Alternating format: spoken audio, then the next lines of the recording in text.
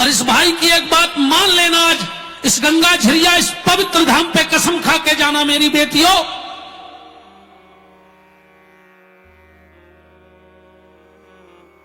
तुम्हें अपने पापा को एक चीज देनी है, एक चीज, एक अधिकार, एक हक अपने पापा को देना है। और अगर तुमने ये अपने पापा को दे दिया तो तुम्हारा बेटी होना धन्य है।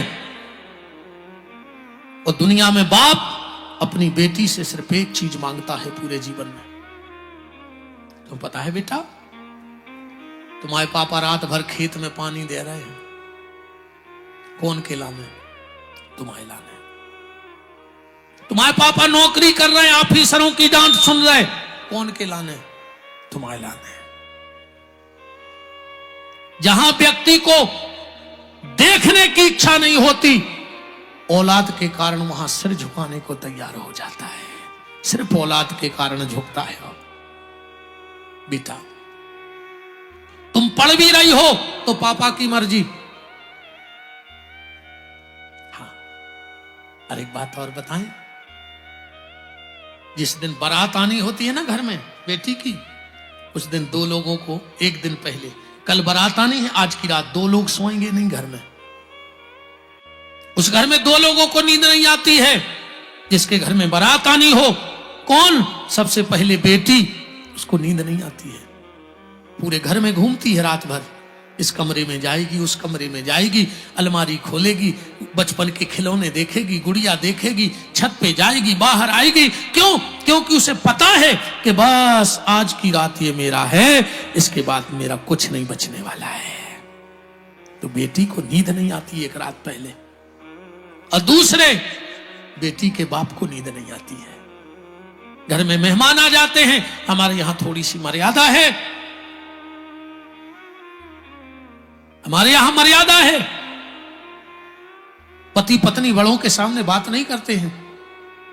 तो पति पूरे घर के चक्कर लगा रहा है रात में कि 2 मिनट को कहीं मेरी पत्नी मिल जाए, मुझे अकेले में एक बात करनी है उससे बस। पत्नी कुछ काम से बाहर आई, पति दौड़ करके गया, सुनो सुनो सुनो, 1 मिनट का काम है, जल्दी आओ बगल में। अरे क्या हो गया, आप इतने हड़बड़ाए क्यों? तुम मत बोलो, मेरी सुनो। आज तुम्हें पता है कि कल बिटिया जा रही है, और अगर वो तुम्हारी अलमारी खोले, उसमें से कुछ साड़ी निकाले, कुछ जेवर निकाले, तो उसे निकाल लेने देना, मुझ पे विश्वास रखना, मैं तुझे फिर बनवा दूंगा, पर मुझे मेरी बेटी को बस आज ही देना है। अगर वो तेरे कुछ जेवर ले जाए तो ले जाने देना, साड़ी ले जाए तो ले जाने देना, कुछ पैसा मांगे तो दे देना, मुझ पे विश्वास रखना। और प्यारे, आपसे भी एक निवेदन है, भगवान ने अगर आपको बेटी दी हो, उसको सारे सुख दे देना। अगर भगवान ने तुम्हें बेटी दी हो तो उसे सारे सुख दे देना। क्यों? क्या पता ससुराल में उसका भाग्य कैसा है। उसकी छोटी छोटी खुशियों का ध्यान देना, उसकी छोटी छोटी जरूरतों का ध्यान देना, क्योंकि शादी के बाद क्या पता क्या ईश्वर ने उसकी किस्मत में लिखा है। खूब सुख देना अपनी बेटी को घर में। और बेटा, तुम भी सिर्फ एक चीज अपने पापा को दे देना, तुम्हारे पापा तुमसे कुछ नहीं चाहते इसके अलावा। और जितने पिता यहां बैठे हो, अगर इसके अलावा अपनी बेटी से कुछ चाहते हो तो बताना। बाप सिर्फ एक चीज चाहता है बेटी से, वो गलत हो तो बताना। और तुम तो बेटा कसम खाना इस भाई के सामने कि जो भैया तुमने कहा है, मैं गंगा झरिया के इस पावन धाम पूज्य ब्रह्मचारी जय जय जी की परम उपस्थिति मैं सौगंध खा के जाती हूं, भाई तुझे वचन दे के जाती हूं, तूने जो कहा है मैं अपने पापा को दूंगी। बस एक चीज, अपने पापा को अपने हाथों में हल्दी लगाने का अधिकार दे देना। इसके अलावा बाप को बेटी से कुछ नहीं चाहिए। बताओ, और कुछ चाहिए बेटी से? जिस बेटी ने अपने बाप को अपने हाथों में हल्दी लगाने का अधिकार दे दिया, धन्य हो उस बेटी के लिए।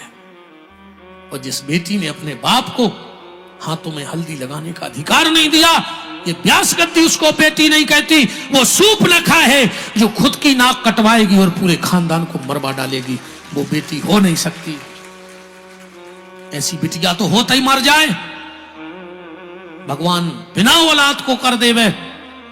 बेटा तुम दुर्गा बनना, तुम लक्ष्मी बनना, तुम सीता बनना, तुम राधा बनना, तुम झांसी की रानी बनना, पर इस भाई की बात ध्यान से सुन लो, तुम कभी लव जिहाद का शिकार मत बन जाना। ये भाई प्रॉमिस करके जाना। तुम कुछ गलत करके चली जाओगी, तुम्हारा बाप घुट घुट के मर जाएगा।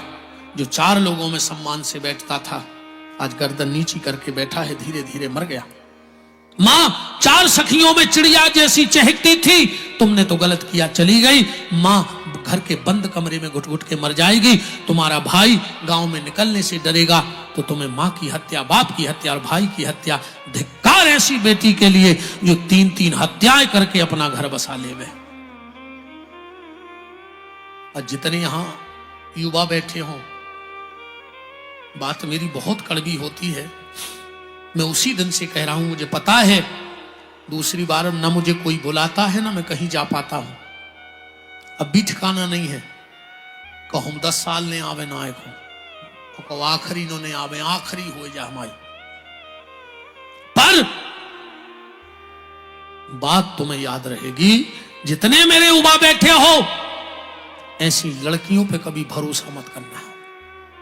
जो लड़की अपने बाप की इज्जत को जूती की नोक पे उछता के चली आई, जो जन्म देने वाली मां की ममता का सौदा करके आ गई, जो भाई की राखी तोड़ करके आ गई, वो 2 दिन के ईलू ईलू में तुम्हारी नहीं हो सकती है। वो तुम्हें भी बेच के चली जाएगी, वो तुम्हारी नहीं हो सकती।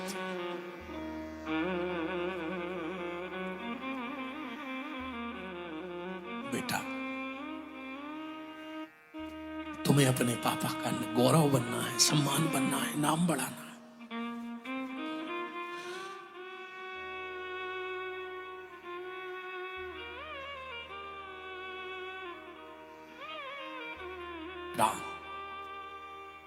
तो मेरी यही प्रार्थना कि अपने पापा को अपने हाथों में हल्दी लगाने का अधिकार दे देना। कथा तो बहुत है, अब मैं कथा को संक्षिप्त में पूरा करने की कोशिश कर रहा हूं। और अगर पूज्य चरणों तक मेरी आवाज पहुंच रही है, परम श्रद्धेय पूज्य चरण छोटे सरकार के श्री चरणों तक अगर मेरी वाणी पहुंच रही है, तो इस पूरी जनता जनार्दन की अभिलाषा है कि आप चाहे 2 मिनट पे मंच पे आए और आज सब भक्तों को अपना दर्शन दें। बोलो, चाहते हो कि मालक जी आए? हाथ उठाओ, कौन कौन चाहता है कि मालक जी आज दर्शन देने आए? मालक जी आप देख सकते हैं कि ऐसा हाथ नहीं है जो नीचे हो। तो अगर आप तक, आपके चरणों तक इस दास की बात पहुंच रही है, तो मेरी प्रार्थना है चाहे 2 मिनट को आप मंच पे पधारें। कालू भैया चले जाओ। मालक जी से हमारी तरफ से और इस जनता की तरफ से चरणों में निवेदन करके कि 1 मिनट को मंच पे आ जाएं। अब मैं कथा को, आप सुदामा चरित्र हमारा भी इसी जय जय जब अनुग्रह पे मैंने गड़ाकोटा में 7 जन्म की कथा सुदामा की उस पे डली है, आप सुन सकते हो। 7 जन्म से सुदामा जी कौन थे, क्योंकि कहीं कोई प्रसंग कहीं कोई प्रसंग, हर प्रसंग पूरे नहीं हो सकते। सुदामा जी 3 मुट्ठी चावल लेके गए हैं, भगवान ने 3 मुट्ठी के बदले सब कुछ सुदामा को दे दिया। सुदामा जी आए हैं, कथा से आप सब परिचित हैं। बाकी आप YouTube पे खूब सुदामा चरित्र हमारा बड़े बड़े भाव लगा के हमने सुनाए हैं। यहां कलयुगी राजाओं का वंश वर्णन, कद्रु विनिता की कथा, मार्कंडे ऋषि की कथा, विभूतियों का वर्णन, योगेश्वर संवाद, ये सारी कथाएं सूत जी ने कही हैं। सुखदेव जी आगे बढ़े हैं, परीक्षित को तक्षक नाम के सर्प ने काटा है, जन्मेजय ने यज्ञ किया है, सर्प आके उसमें जलने लगे हैं। जतकारु ऋषि और जतकारु नाम की ऋषि कन्या इनको ब्याह भव और इनके आस्तिक नाम के महात्मा भय, उनने यज्ञ रोको। मैं पूरी कथा को इकट्ठा करके पूज्य समाधिस्थ पूज्य ब्रह्मचारी जी महाराज और हमारे विचारों में, इस वातावरण में स्थापित परम श्रद्धेय पूज्य जय सरकार और पूज्य छोटे मालक जी के चरणों में दास वाणी को विराम की तरफ ले जा रहा है। आप सबके लिए हृदय से धन्यवाद है, साधुवाद है। हम आपके बीच में आए, पहली बार आए। हो सकता है, हो क्या सकता है, पक्की है हमारी वाणी से आपको बहुत कष्ट भाव हुई है, क्योंकि हमारी बिल्कुल तीखी भाषा है। और अगर हमारी वाणी को खराब लगी होए, हमें जो ने कहने होए हमने कह दी होए, तो हम माफी नहीं मांग रहे, सुधर जज्जो। काय की माफी मांगे तुमसे? सुधर जज्जो। देखो जो बात चुभ गई होए वो खो सुधार दियो। माफी आप ही को कोई काम नहीं है जीवन में। हां, अगर मंच के नीचे कोई गलती हो गई होगी तो मैं हाथ जोड़ के आप सबसे क्षमा चाहता हूं, पर व्यास गद्दी गलती नहीं कर सकती। व्यास गद्दी ने जो बोला होगा वो आपके समाज के, राष्ट्र के, गांव के, क्षेत्र के, परिवार के भले के लिए बोला होगा, क्योंकि कथा किसी एक व्यक्ति को नहीं होती है। कथा तो सर्वजन हिताय और सर्वजन सुखाय होती है। हां, अगर कोई बात तुमसे घट गई हो, जुड़ गई हो, तो वह काल्पनिक घटना हो सकती है। आप सबके लिए हृदय से धन्यवाद है, साधुवाद है। समस्त विश्वकर्मा परिवार को खूब आशीर्वाद तो हम दे नहीं सकते, देवी फिर दिनों की मारी। हम खुदा ही महाराज फिर रहे, हम कौन को आशीर्वाद देता है? भाई हमारा हो तो देता है, हमारा खुदा ही नहीं है। हाँ, पर व्यास गद्दी पे बैठा हूं, ब्राह्मण बालक हूं, आशीर्वाद तो नहीं दे सकता, पर ठाकुर जी के चरणों में आपके परिवार की मंगल की कामना जरूर करूंगा कि आप सब सुखी रहें, प्रसन्न रहें, धन बढ़े, धान्य बढ़े और साथ में धर्म बढ़े। आप सबका भी हमारे राम मंगल करें, आप सब पे कृपा बनी रहे। जितने लोगों ने गौशाला को दान दिया है उनके लिए बहुत बहुत साधुवाद है, धन्यवाद है। आपका दान एक एक रुपया, मैंने कहा था कि अगर एक अन्न का दाना मेरे या मेरे परिवार के घर खर्च में चला जाए तो हनुमान जी हमारा सर्वनाश कर देवे।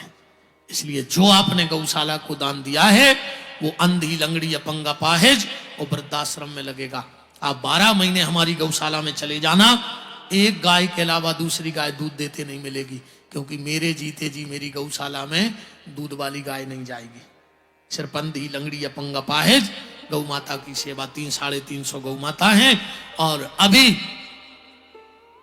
अप्रैल से जैसे ही भूसा आने लगेगा, मैंने 3 सेट और बनवा लिए हैं, तो 300 गौ माता और बढ़ जाएंगे, तो 600 गौ माता अप्रैल से हो जाएंगी। फिर ऐसे ही मांग मांग के, मैंने अभी कहा था कि मर जाऊं मांगू नहीं अपने तन के काज, परमार्थ के कारण मांगने आवे लाज। अगर मेरे मांगने से कोई बूढ़ी गैया, किसी गरीब बेटी का विवाह होता है तो हम झोली फैलाए। हम तो झोली वाले, हमने पहले ही कही कि हमारे पिताजी भिक्षा मांगत और हम मांगत, सब उन्हें झोली वाले आए।